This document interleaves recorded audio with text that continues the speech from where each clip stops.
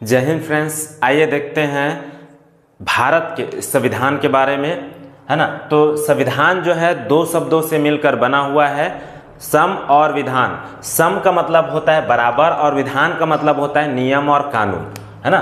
तो यहाँ पर हम इसको लिख दे रहे हैं। तो संविधान दो शब्दों से मिलकर बना हुआ है, एक होता है सम, सम का अर्थ हो जाएगा बराबर, ठीक है, और दूसरा हो जाता है आपका विधान। विधान विधान का मतलब होता है नियम कानून, नियम कानून और व्यवस्था प्रणाली, व्यवस्था प्रणाली, है ना। तो ये है संविधान, यानी कि देश के अंदर सभी नागरिकों के लिए नियम कानून समान हो, और यहाँ की जो व्यवस्था प्रणाली हो वो सब नियम कानून जो है समान हो, व्यवस्था प्रणाली समान हो, साथ में मेल और फीमेल के साथ कोई भेदभाव ना हो, ऊंच नीच में कोई भेदभाव ना हो, उन सभी के लिए समान अधिकार हो, समान नियम कानून हो। वो सभी के बारे में जिस ग्रंथ में लिखा हुआ है उसी को संविधान बोला जाता है, ठीक है। संविधान के जो शिल्पकार होते हैं वो है डॉक्टर भीमराव अंबेडकर। शिल्पकार हो जाएंगे डॉक्टर भीमराव अंबेडकर, है ना। डॉक्टर भीमराव अंबेडकर जी हैं संविधान के आपके शिल्पकार। इन्होंने संविधान निर्माण करने से पहले क्या किया था, पूरे विश्व के संविधानों को पढ़ा और पढ़ने के बाद फाइनली उनमें से अच्छे अच्छे चीज़ों को उठाए और उठाने के बाद भारत के संविधान में डाल दिया गया, है ना। उसके बाद इन्होंने क्या किया कि संविधान को 2 साल, है ना, 11 माह और 18 दिन, है ना, 18 दिन में बनाकर तैयार कर दिए, ठीक है। जिनमें से 18 दिन में बनाकर तैयार कर दिए और बनाने के बाद इन्होंने जब संसद भवन में राष्ट्रपति जी को सौंपे, है ना, तत्कालिक समय में जो राष्ट्रपति थे, राष्ट्रपति, है ना, उनका नाम था डॉक्टर राजेंद्र प्रसाद, है ना, डॉक्टर राजेंद्र प्रसाद, है ना। इनको सौंपा गया भारत के संविधान को और भारत के संविधान में बोला गया कि भाई ये संविधान जो है किसके लिए है। तो अंबेडकर जी ने बोला, जैसे कि प्रस्तावना में बोला गया है कि हम भारत के लोग, और अंतिम में बोला गया है कि संविधान को अंगीकृत, अधिनियमित और आत्मार्पित करते हैं। अर्थात जो देश की संविधान है ना वो किसी और के लिए नहीं है बल्कि हमारे लिए, खुद के लिए है ना। ये बोला गया है प्रस्तावना में, ठीक है। अच्छा, जब अंबेडकर जी क्या संविधान को सौंप रहे थे ना, उस टाइम से उनसे ये सवाल पूछा गया था कि हमारे देश का जो संविधान है वो किस टाइप का संविधान है। तो उन्होंने जवाब दिया, मतलब किस टाइप का संविधान है का मतलब क्या है कि कठोर है या लचीला है ना। तो तब उनका जवाब था कि हमारे देश का जो संविधान है ना ही वो कठोर है और ना ही लचीला है। अर्थात उन्होंने जवाब दिया कि भाई देश का संविधान इतना भी कठोर नहीं है कि उसमें संशोधन नहीं किया जा सकता और इतना लचीला भी नहीं है कि कोई भी उसके साथ खिलवाड़ कर सके, है ना। तो ये था भारत का संविधान।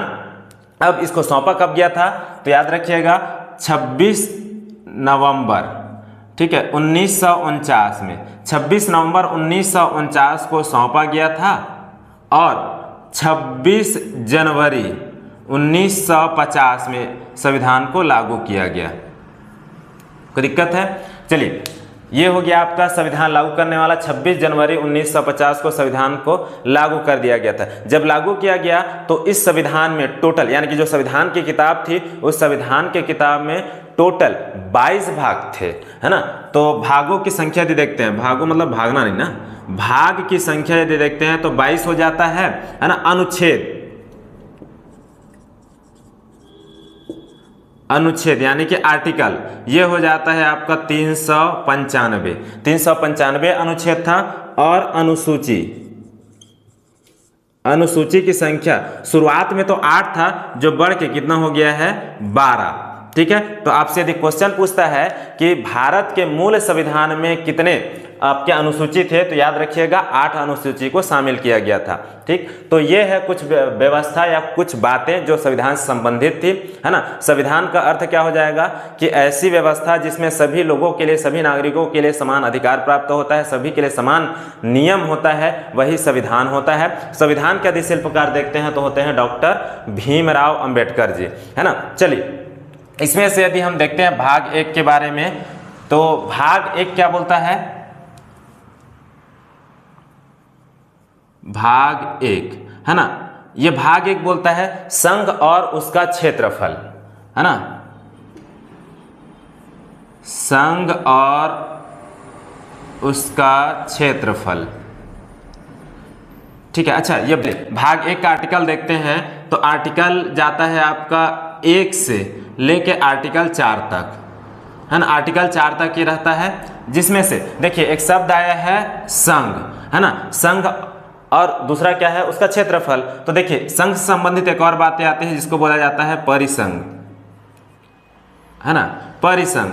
ठीक, परिसंघ क्या होता है, जब छोटे छोटे राज्य ना मिलते हैं। ठीक है, यहाँ चित्र के द्वारा हम समझाने की कोशिश कर रहे हैं। ये एक देश है ना, और ये हो गया आपका केंद्र, ठीक है, सेंट्रल। अब इसमें क्या है, कई सारे छोटे छोटे देश जो है ना, क्या है कि अपना आधा आधा शक्ति देके सेंट्रल को बना देते हैं। ठीक है, यानी कि अपने कुछ कुछ शक्तियों को, आदत नहीं बोल सकते, लेकिन कुछ कुछ शक्तियों को देकर सेंट्रल को पावरफुल बना देते हैं। लेकिन इन लोग को लगता है कि भैया सेंट्रल उतना काम लायक नहीं है ना, हमारे इच्छा से काम नहीं हो रहा है, सेंट्रल मनमाने तरीके से कुछ भी किया जा रहा है, तो वो आसानी से अलग हो भी जाते हैं।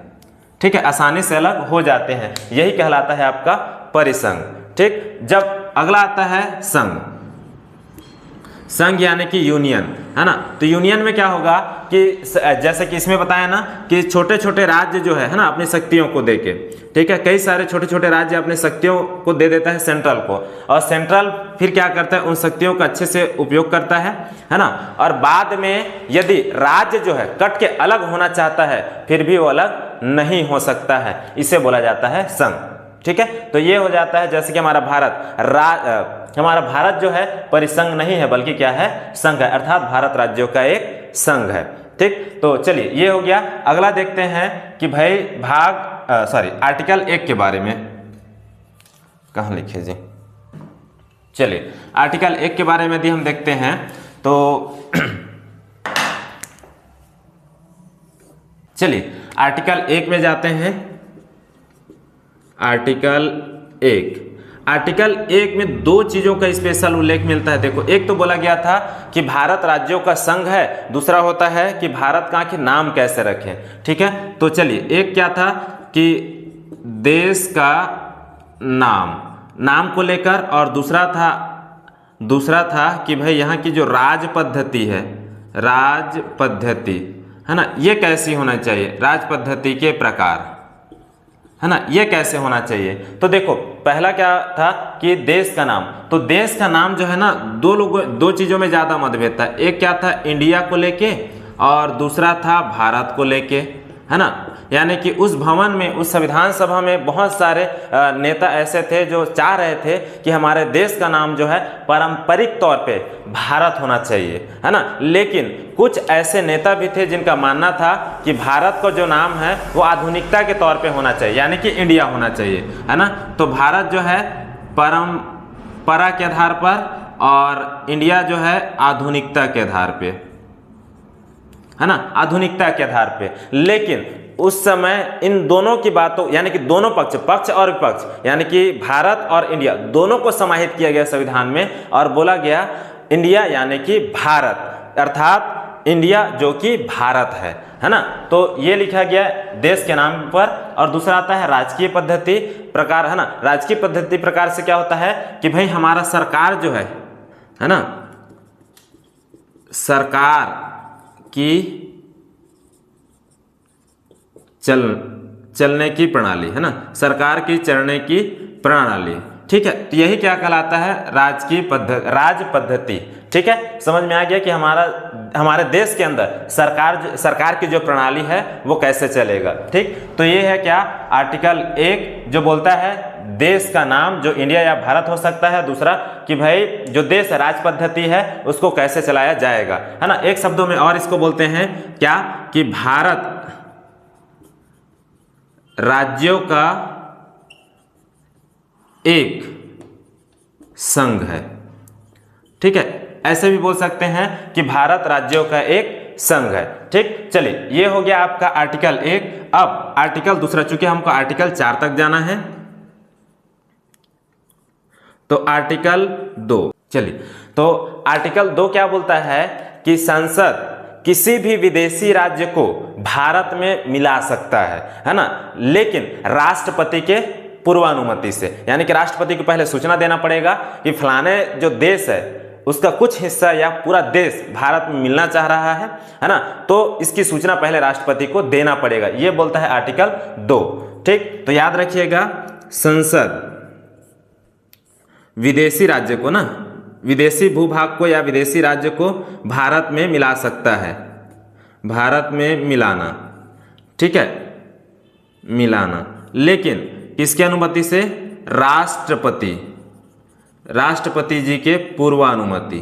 ठीक है, राष्ट्रपति के पूर्वानुमति से ही किसी विदेशी राज्य को भारत में मिलाया जा सकता है। विदेशी भूभाग बोल देते हैं, भूभाग को ना, विदेशी राज्य को या विदेशी भूभाग को भारत में मिलाया जा सकता है राष्ट्रपति के पूर्वानुमति से, जिसका साफ सुथरा उदाहरण दिखाई देता है हमको सिक्किम। ठीक, कि भाई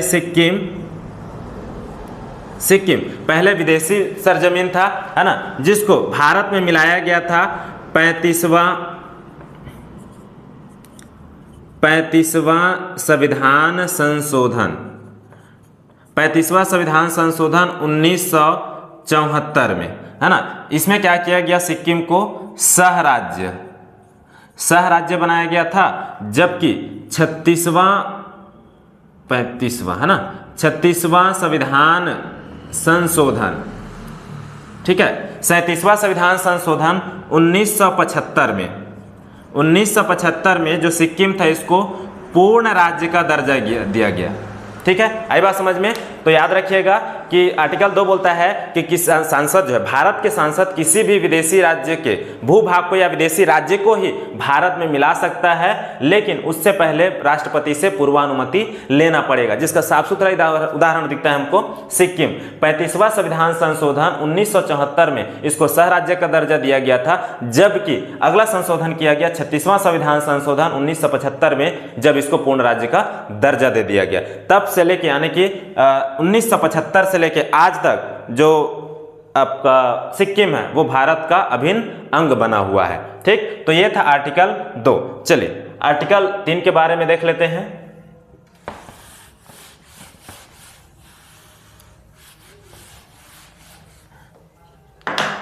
चलिए आर्टिकल 3 क्या बोलता है कि सांसद जो है ना, राष्ट्रपति के पूर्वानुमति से भारत के अंदर कुछ संशोधन करेगा।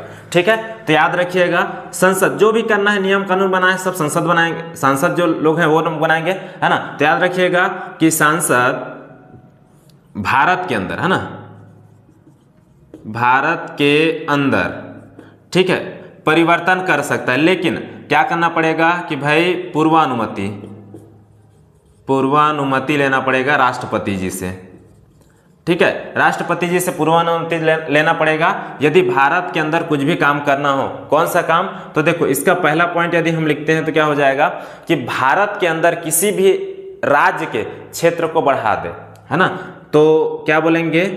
राज्य के क्षेत्र को बढ़ाने के लिए, है ना। और दूसरा पॉइंट हो जाएगा कि राज्य के क्षेत्र को कम करने के लिए, है ना। यदि संसद भारत के राज्य के अंदर यदि क्या करे कि क्षेत्रफल को बढ़ाना चाहे, है ना, या फिर क्या करे किसी एरिया का क्षेत्रफल को कम करने लगे, है ना, यानी किसी एरिया को कम करने लगे, या फिर तीसरा पॉइंट बोलता है कि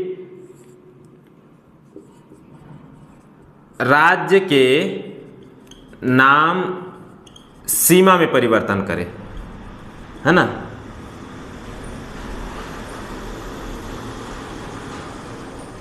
ठीक है, राज्य के नाम सीमा में परिवर्तन करे, ठीक, तो कर सकता है। आई बात समझ में? तो संसद भारत के अंदर राष्ट्रपति के पूर्वानुमति से किसी भी राज्य के क्षेत्रफल को बढ़ा सकता है, किसी भी राज्य के क्षेत्रफल को घटा सकता है, या उसके नाम सीमा में परिवर्तन कर सकता है। लेकिन याद रखिएगा, इन सभी चीज को करने के लिए राज्य की अनुमति की आवश्यकता नहीं होती, है ना। राज्य की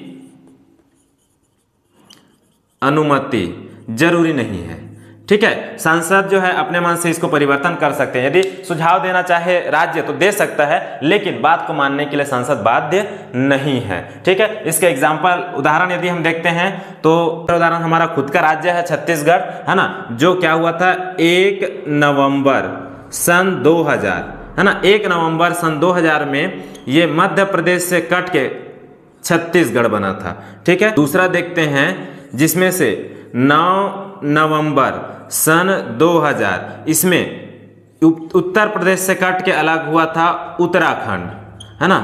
9 नवंबर सन 2000 में उत्तर प्रदेश से कट के अलग हुआ था उत्तराखंड, जबकि तीसरा होता है 15 नवंबर सन 2000, है ना, इसमें बिहार से कट के अलग हुआ था झारखंड। ठीक, तो ये सटीक एग्जाम्पल है किसका, आर्टिकल 3 का।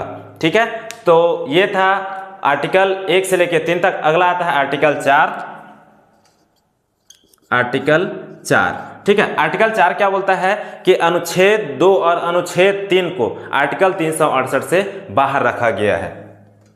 ठीक, यदि इसके बारे में हम लिखें तो क्या हो जाएगा, आर्टिकल 2 और 3 को, ठीक है, 2 और 3 को आर्टिकल 368 से बाहर रखा गया है।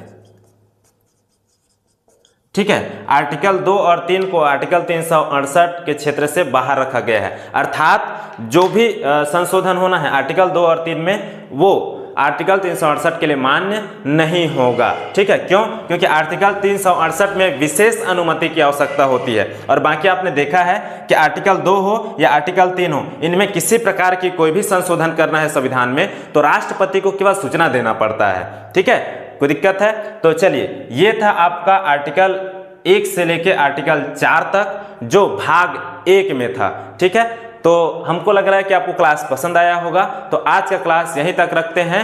जय हिंद।